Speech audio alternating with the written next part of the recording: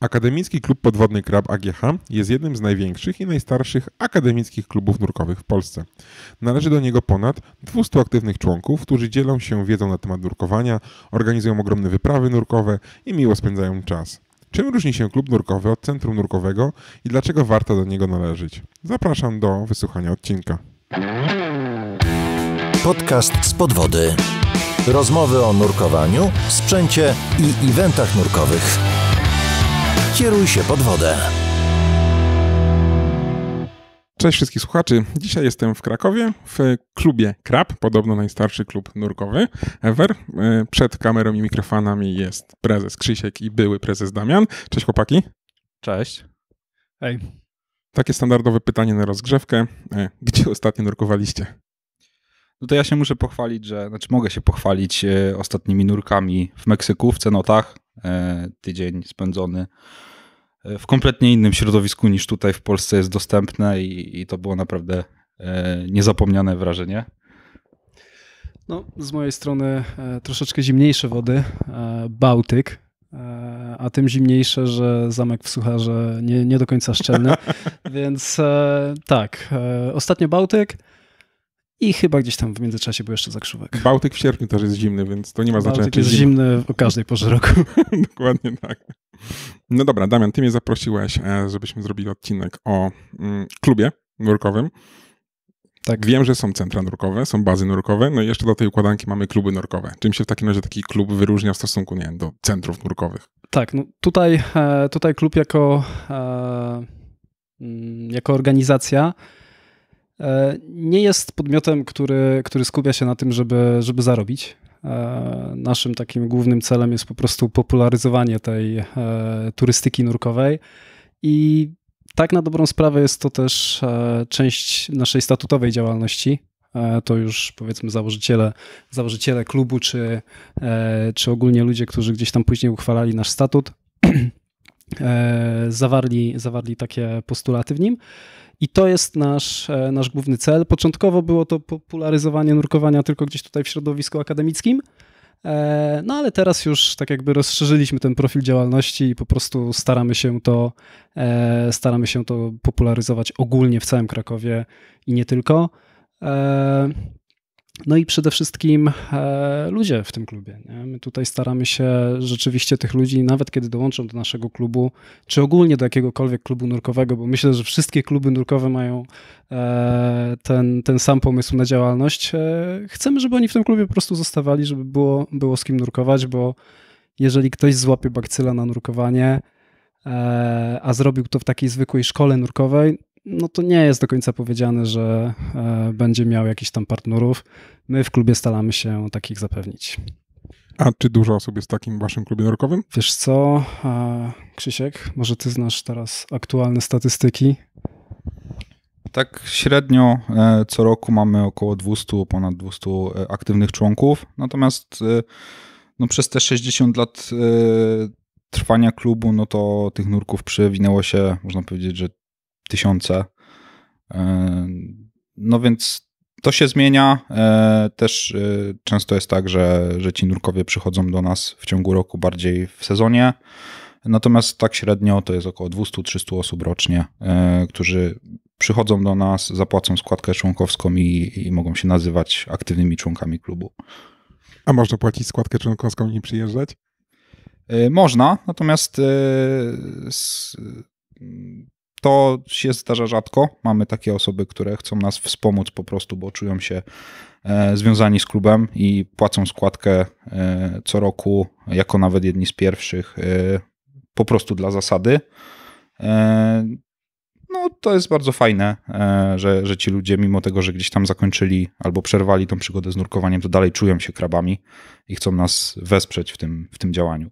Wiesz, tak pytam, bo jestem z Łodzi, jakbym miał przyjeżdżać do was na spotkania, to trochę daleko, ale składkę płacić można. Nie ma problemu, zawsze możemy cię zgarnąć po drodze, na przykład jak będziemy jechać do Konina na jakieś nurkowania i wtedy ci się składka członkowska przyda. O, widzisz.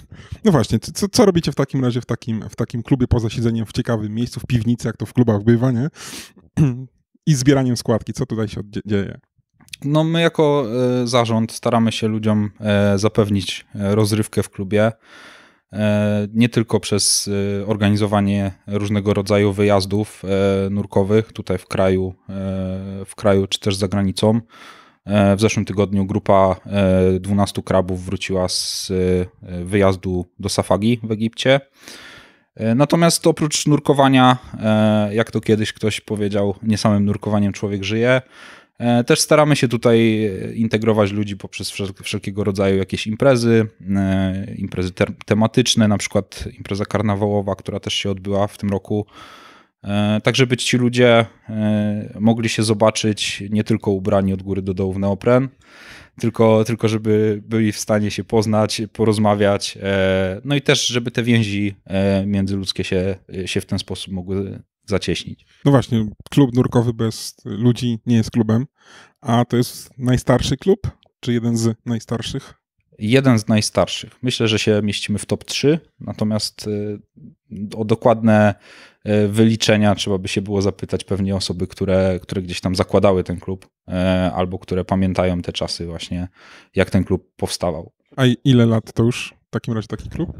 Chciałem tutaj uzupełnić tylko, że rościmy sobie prawo do bycia najstarszym klubem w Polsce, ale takie samo prawo rości sobie Skorpena czy Tryton.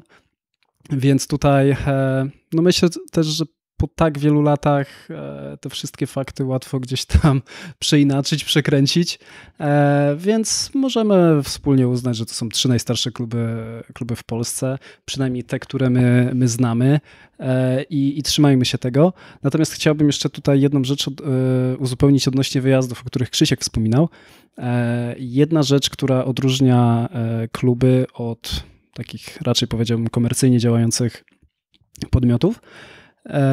No w klubie, jeżeli już chciałbyś zanurkować i to powiedzmy najprostszy przykład wyjazdu gdzieś tutaj na koparki, Krzysiek wspominał o Koninie, chcesz z nami jechać, spoko, pakuj się, jedziemy, nic więcej od ciebie nie potrzebujesz sprzętu, wypożyczymy ci ten sprzęt, potrzebujesz przewodnika, jasny przewodnik będzie. To nie jest tak, że musisz, nie wiem, zapłacić za przewodnika czy cokolwiek.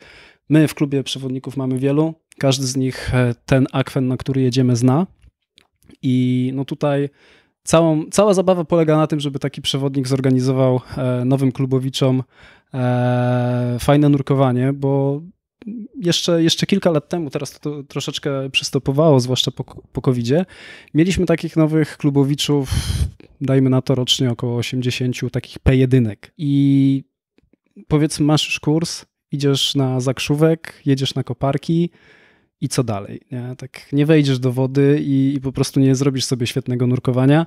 I tutaj pojawia się ta idea klubu, gdzie mamy akcję klubową, jedziemy tam wszyscy i takie akcje były z reguły organizowane. One to były na przykład 40-osobowe wyjazdy, gdzie braliśmy przewodników, którzy właśnie tym świeżakom organizowali fajne nurkowanie i to właśnie było takie, no czuć było to, powiedzmy, że to jest ta idea działania klubu, a już o grillu i innych takich rzeczach nie wspominam. Ja pamiętam początki swojego nurkowania, kiedy z kumplem właśnie o wódę poszliśmy do wody, weszliśmy i co dalej? Co tu zobaczyć? No, zawsze był jakiś instruktor, który nas poprowadził, a teraz nie wiadomo. Ale to wspomniałeś, że P1, czyli rozumiem, że klub wywodzi się gdzieś tam w połączeniu z CMAS-em i tak dalej? Tak, my tutaj jesteśmy zrzeszeni pod Komisję Działalności Podwodnej, która działa z ramienia PTTK. No i jakby federacja i cały program szkoleniowy, który w klubie jakby przestrzegamy, to jest właśnie CMAS. Natomiast zdarzają się osoby, które przychodzą do nas z innymi certyfikatami, też nie ma z tym problemu. Przyjmujemy każdą osobę i te osoby nawet nie muszą robić kursu u nas, mogą dalej zostawać w swoich federacjach, nurkować z nami. My nie mamy też z tym żadnego problemu. A czy w takim klubie też można, nie wiem, uczyć się kolejnych leveli nurkowania umiejętności? Tak, u nas w klubie tak naprawdę uczymy od samych podstaw, czyli od tego pierwszego naszego kursu P1, przez wszelkie możliwe kursy specjalistyczne i techniczne, które gdzieś tam w tej ścieżce CMAS-owej są, łącznie z P3. No a też mamy na tyle, że tak powiem, znajomości w KDP, że Byliśmy nawet w stanie, że tak powiem, we współpracy z komisją zorganizować taki kurs centralny na stopień M1, czyli instruktora, i w zeszłym roku 6 osób od nas z klubu takiego instruktora zrobiło. Więc tutaj oferujemy, że tak powiem, pełny wachlarz możliwości. Jeżeli ktoś chce, to może tak naprawdę od zera uczyć się i nurkować z nami aż po stopień instruktorski. Czyli żeby należeć do klubu, nie trzeba być nurkiem, można zacząć przygodę z wami de facto. Tak. My robimy takie rekrutacje, gdzie przychodzą ludzie, którzy nigdy nie mieli styczności z nurkowaniem, no i my się nimi opiekujemy przez ten początek kariery, czyli jakaś teoria, wykłady, później kurs P1, no i później właśnie chcemy też, żeby ci ludzie dalej się z nami rozwijali. Chcę wrócić troszeczkę do pewnie historii, bo klub mieści się przy AGH-u, tak? Czy tam początku to był pewnie klub, nie wiem, założony przez studencki klub? Możecie coś powiedzieć o historii powstania klubu? Tak, klub od zawsze był przy AGH-u. To jest założony został tutaj jako klub przyuczelniany. Od początku zajmował się nurkowaniem. Zresztą wszystkie z tych klubów, o których już tutaj wspominaliśmy, ciągle są chyba klubami, na pewno Skorpena jest dalej klubem przyuczelnianym, więc zawsze był związany z AGH-em. Jedynie siedziba klubu zmieniała się wielokrotnie, natomiast poza jakimś tam chyba krótkim okresem była zawsze na terenie, albo przynajmniej związana w jakiś sposób z AGH-em. Poprzednio klub mieścił się na przykład w piwnicy akademików. Teraz dostaliśmy taki świetny budynek, jak jesteśmy dzisiaj. Natomiast już teraz wiemy, że będziemy go opuszczać. Być może pod koniec tego roku, być może na początku przyszłego. Także zawsze gdzieś tutaj klub był związany z AGH-em. Od AGH-u otrzymujemy jakąś tam pomoc, więc bardzo cieszymy się z tego, że tak to wygląda, bo dzięki temu możemy jednak dotrzeć do większej ilości osób, mówię tutaj o tych studentach, no i nie działamy właśnie jak jakieś komercyjne centrum nurkowe, tylko na pewne rzeczy możemy sobie pozwolić, przynajmniej z naszej perspektywy, bezkosztowo. A czy studenci w ogóle są jeszcze zainteresowani nurkowaniem? Tak z perspektywy czasu, czy widzicie, że młode osoby są chętne na takie aktywności, czy jednak jak to wszyscy myślą, tylko komputer i nic więcej? Wiesz co, wydaje mi się, że ja byłem prezesem w takim momencie, kiedy nastąpiło pewne tąpnięcie, przynajmniej w Krabie. Będę oczywiście mówił tutaj z perspektywy klubu naszego, ale z tego co wiem, ogólnie to się tyczyło przynajmniej całego tego krakowskiego środowiska nurkowego. Po COVID-zie rzeczywiście nastąpiło ogromny spadek zainteresowania ogólnie, myślę, aktywnością. Wraca to powoli do normy. Natomiast inna sprawa też jest taka, że ludzie naprawdę mają wiele możliwości w tym momencie i nurkowanie często jest tylko jednym elementem, który odhaczasz sobie na liście, bo dzisiaj zanurkuję, ale jutro, nie wiem, skoczę ze spadochronem i tak dalej, nie? Kiedyś było tak, że rzeczywiście jak ktoś złapał tą zajawkę na nurkowanie, no to już trzymał się tego i do Kraba trzeba było robić selekcję, odrzucać ludzi, którzy powiedzmy, mówię tutaj o jakichś latach 90., może 80., jak dobrze pamiętam z opowieści, gdzie no jednak trzeba było wykazać się pewną fizycznością i tężyzną fizyczną, żeby nurkować, bo to nie było tak łatwe jak teraz. No więc trzeba było rzeczywiście zrobić jakiś nabór i odrzucić ludzi, którzy troszeczkę mniej do tego pasowali. A teraz jest z kolei w drugą stronę. No. Możliwości są, baza sprzętowa, którą mam nadzieję widziałeś, jest spora, jest naprawdę spora i tutaj po prostu potrzeba ludzi, którzy mogliby z niej korzystać. Wiem, że jednym z moich gości odcinków był Piotr Stus, który też, jak dobrze rozumiem, był krabowiczem. Tak, Piotrek też wywodzi się z naszego klubu. Wiemy, że działał też dość prężnie, nawet właśnie jako szef szkolenia. Natomiast w pewnym momencie jakby obrał swoją ścieżkę rozwoju. co nie zerwało tych kontaktów, bo jakby dalej współpracujemy z Piotrkiem i staramy się przynajmniej co roku tam organizować wyjazdy do niego do bazy. Zawsze jesteśmy u niego mile widziani i ta współpraca się, powiedziałbym, że kwitnie dalej. No potwierdzam, bo właśnie w ostatnim odcinku Piotrek też wspominał właśnie o krabach, także w ogóle bardzo miło. Czyli można powiedzieć, że klub wychowuje naprawdę fajnych nurków tak naprawdę. Tak, mamy sporo takich przykładów osób, które właśnie zaczynały tą swoją podwodną przygodę w klubie, a później właśnie stwierdzali, że chcą na przykład zamienić to hobby, którym jest nurkowanie, w sposób na życie i w sposób na zarabianie. No właśnie Piotr Stuz jest jednym z takich przykładów, a tych przykładów jest też więcej. Jakie w ogóle macie jako klub plany na przyszłość? Właśnie też mnie zastanawia, czy nie czujecie oddechu na przykład takiego, że te szkoły nurkowe, centra nurkowe, robi się tego tak dużo, że prędzej czy później być może kluby przestaną mieć rację bytu? To znaczy tutaj moim zdaniem nie mamy się za bardzo bać o to, że klub całkiem przestanie istnieć, bo szkolenia w klubie to jest jedna rzecz, natomiast właśnie ci ludzie i te możliwości nurkowań w większej grupie, zawiązywanie jakichś przyjaźni, które czasami są też na całe życie, myślę, że to nas wyróżnia, bo jednak komercyjne bazy działają trochę inaczej, tego zrzeszania ludzi, to nie jest ich priorytet, więc tutaj moim zdaniem nie ma się co martwić, że klub całkiem przestanie istnieć.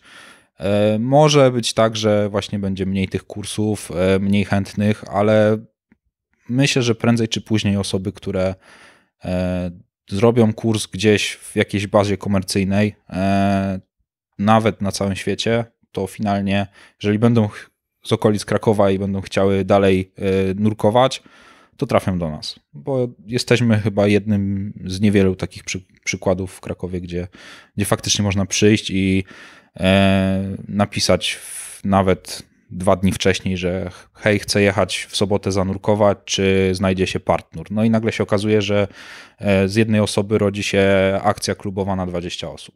To mnie przekonuje, bo znam ten problem ode mnie z łódzkiego środowiska, gdzie czasem naprawdę szukamy osób, z którymi można zanurkować. Jak mówisz, że tu się 20 osób znajduje, to chyba ja sam będę należał zaraz do klubu, mimo że nie jestem z waszego miasta. No, zapraszamy. Mamy klubowiczów z Kielc, mamy klubowiczów z Gdańska, którzy właśnie jeżdżą tylko na zorganizowane akcje, no bo wiadomo, jednak taki wypad na koparki czy na zakrzówek kiedyś, no to są takie inicjatywy bardziej lokalne. Krzysiek też wspomniał o tym, że nie boimy się tutaj oddechu na plecach, no bo w sumie żadnego nie czujemy tak naprawdę. Nie rywalizujemy z takimi centrami nurkowymi, bo to nie jest nasza idea. I rzeczywiście ci ludzie, którzy chcą nurkować, zawsze gdzieś tam będą. No a my jako klub tutaj po prostu staramy się zapewnić im możliwość nurkowania razem z nami, bo no, ja wiem, że to brzmi troszeczkę patetycznie i tak bardzo oklepanie, ale klub tworzą ludzie, ale to jest najbanalniejsza na świecie prawda, która tutaj sprawdza się w 100%. Czy tak sobie wyobrażam przesiadówki do późna wieczorem przy piwku i rozmowę o nurkowaniu? Tak, i nie tylko. Nie tylko o nurkowaniu i nie tylko przy piwku. No dobra, robicie też, mówicie, jakieś wyjazdy, różne akcje, nie wiem, być może akcje sprzątania dna jezior i tak dalej. Możecie się pochwalić jakimiś takimi ciekawymi wyjazdami, które zorganizowaliście jako klub na przykład? To ja myślę, że możemy się pochwalić naszym największym wyjazdem, który odbywa się co roku od 2014, a pomijając ten okres COVID-a. Jest to obóz szkoleniowy, który odbywa się na włoskiej wyspie Elba i to jest naprawdę potężne przedsięwzięcie z naszej strony, bo przed COVID-em na taki obóz jeździło 100-120 osób. 120 osób? Tak. 2 autokary wypełnione ludźmi, do tego część osób dojeżdżających gdzieś tam własnym transportem. No i my nastawiamy ten wyjazd na stricte szkolenie, więc to jest idealne miejsce, żeby właśnie albo zacząć nurkowanie w postaci kursu P1, albo też rozwinąć się nurkowo, zwłaszcza jeżeli chodzi o te wyższe stopnie typu P2, P3, czyli te zakresy głębokości muszą być znacznie większe, a tutaj w okolicach Krakowa nie mamy za bardzo możliwości złapania 40 metrów, więc tam jest idealne miejsce, jest ciepło, woda jest przejrzysta, nie trzeba się bać o to, że kursant zgubi się gdzieś pod wodą, bo odpłynie za daleko od instruktora. Więc tam są idealne warunki do szkolenia. My też mamy tam dobre miejsce, gdzie na 11 dni przejmujemy cały ośrodek taki z domkami, ośrodek z miejscami kempingowymi i tak naprawdę my tam jesteśmy sami. Mamy dostęp do własnej plaży, mamy miejsce, gdzie rozkłada się cały nasz magazyn, bo to też jest jeszcze inna kwestia, że cały sprzęt, który mamy w klubie, on wyjeżdża z nami na ten wyjazd. Dużo takiego sprzętu zabieracie? W zeszłym roku to była ciężarówka, która była zapakowana. Łączna masa to było 10 ton sprzętu. No to fakt, nie jesteście konkurencją dla typowego centrum nurkowego. Myślę, że nikt w Polsce nie organizuje takich wyjazdów, natomiast my się możemy nimi pochwalić no i w tym roku też taki wyjazd jest planowany. Już znamy daty, rozpoczęły się wstępne zapisy, także... I kiedy taki wyjazd najbliższy? Wyjazd z Krakowa jest... W ostatnią środę maja. Tak, 29. Okay. Chyba tak. To jest środa, zaraz przed Bożym Ciałem. Wyjeżdżamy tutaj z Krakowa w godzinach popołudniowych i wracamy po 10 dniach. Tak samo tutaj. Transport załatwiamy my, sprzęt załatwiamy my, więc nic, tylko jechać. Powiedziałeś 10 ton sprzętu, rozumiem, to są butle... Tak, butle, balast, silniki, pontony. Silniki i pontony nawet. Tak, 2 sprężarki, więc no jedzie wszystko. Tutaj... Czyli generalnie klub nurkowy przenosi się na Elbę. Tak, gdyby ktoś się w tym okresie włamał do klubu, to jedyne co mógłby ewentualnie odmalować ściany i tyle. Z biura jedzie nawet drukarka i długopisy, więc naprawdę wszystko. Nie? No tak, 120 osób to naprawdę taka mniejsza akcja nurkowa. A jakie jeszcze ciekawe w takim razie może akcje robicie jako klubowicze? Ja powiem. Tutaj wspomniałeś o sprzątaniu.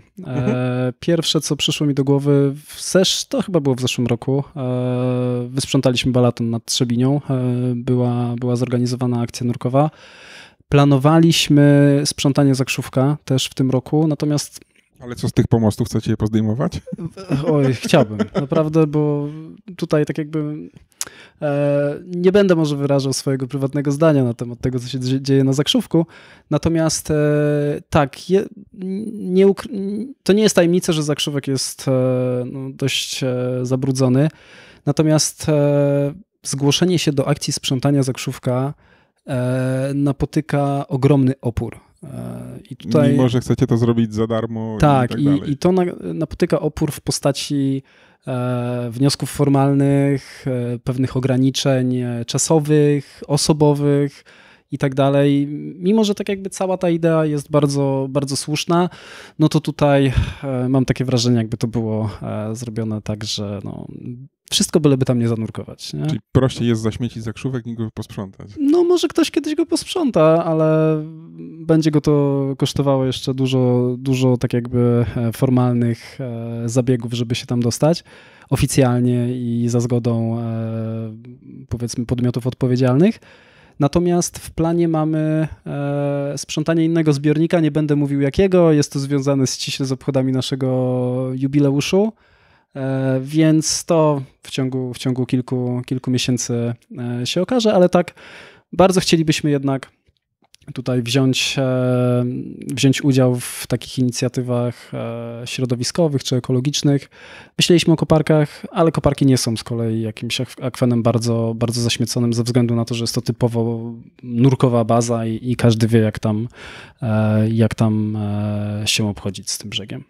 Czy poza takimi akcjami typu wspólne nurkowania, wyjazdy po 120 osób, jakieś, nie wiem, w klubie wykłady, prezentacje, prelekcje ciekawych osób też się odbywają? Są plany, żeby takie wykłady były w ramach obchodów jubileuszu 60-lecia, były na 50-lecie. To wtedy ja pamiętam, że były wykłady tutaj na AGH-u.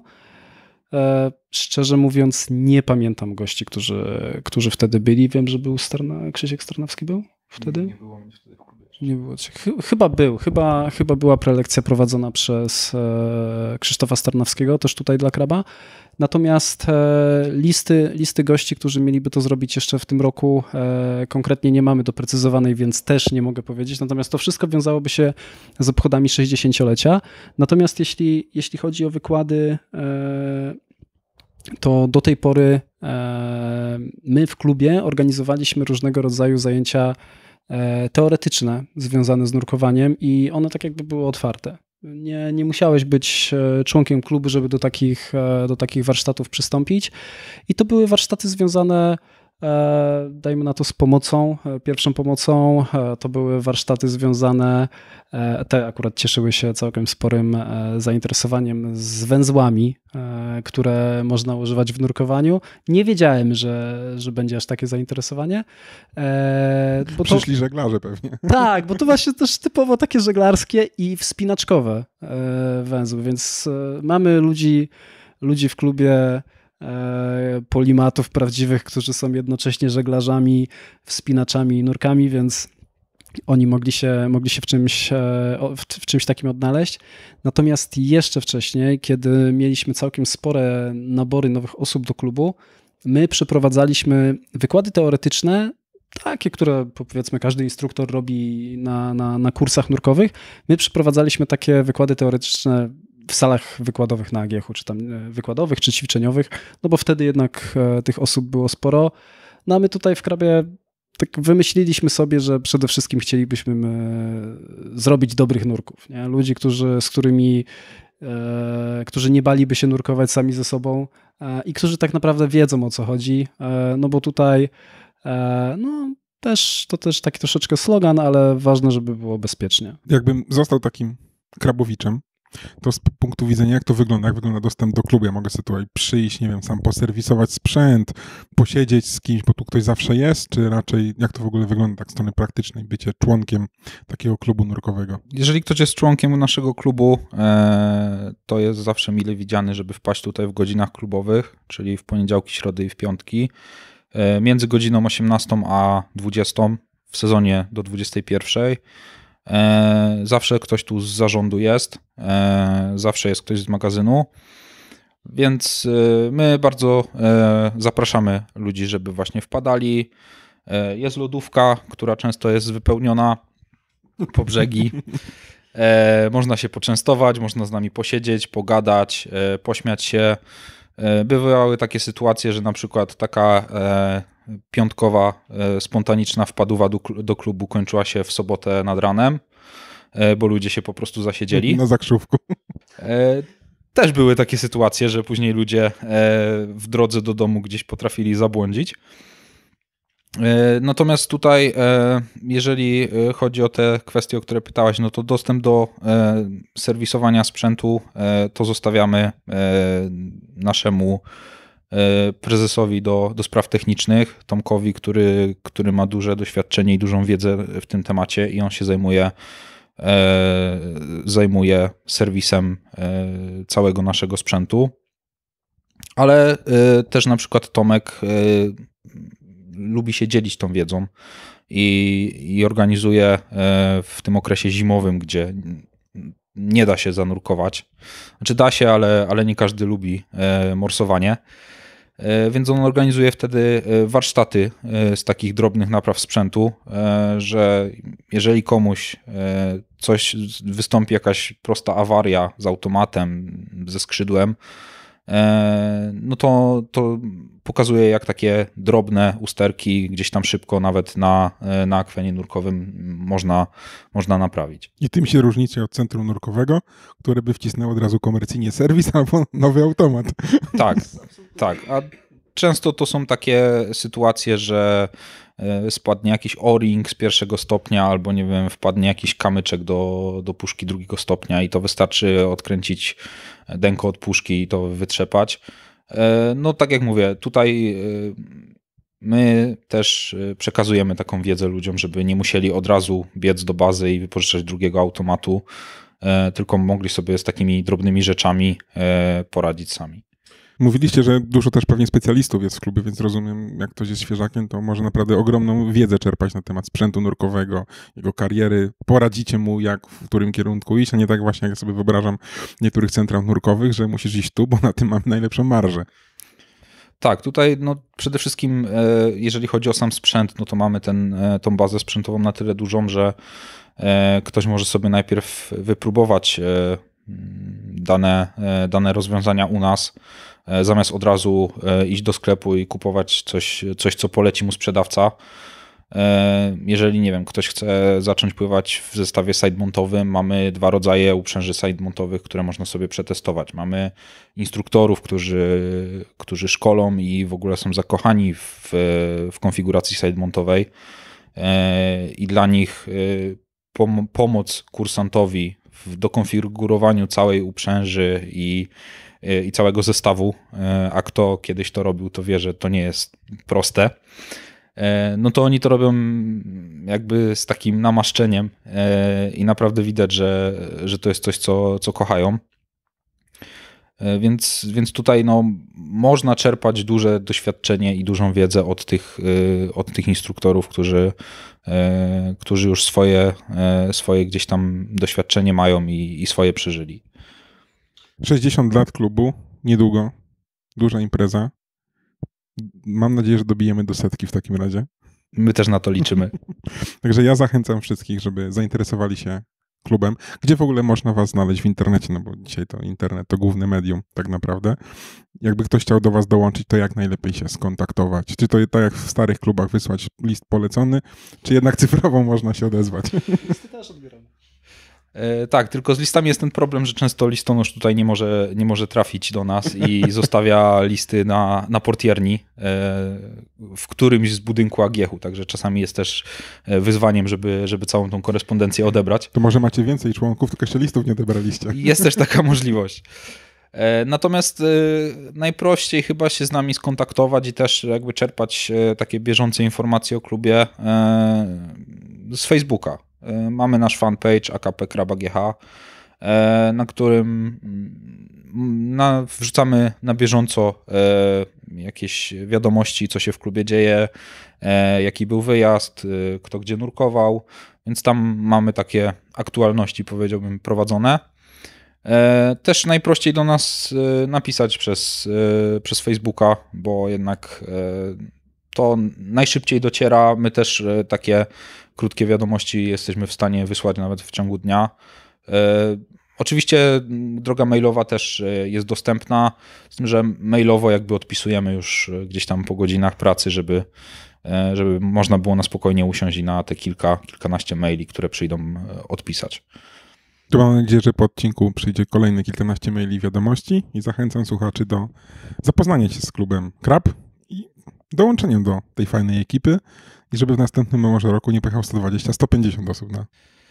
Bardzo byśmy chcieli i wszystkich zapraszamy, nie tylko świeżych, ale też nurków, którzy już mają swoje doświadczenie i swoje stopnie nurkowe do dołączenia do naszego klubu. To co, super, chłopaki, dziękuję i co, do usłyszenia, do zobaczenia gdzieś w okolicy Konina, mam nadzieję. My też dziękujemy i też mamy nadzieję, że gdzieś na jakimś akwenie nurkowym jeszcze się przetniemy. Być może w Chorwacji i u Stusa. Bardzo możliwe. Pozdrawiamy również Piotrka, cześć. Dziękujemy za wysłuchanie odcinka. Każde odtworzenie, każde udostępnienie, polubienie czy komentarz to dla nas bardzo cenne wsparcie. A jeśli podoba Ci się nasza twórczość, możesz wesprzeć nas w serwisie Patronite. Mamy nadzieję, że zechcesz przyłączyć się do współtworzenia z podwody i dorzucić swoją cegiełkę do tego projektu.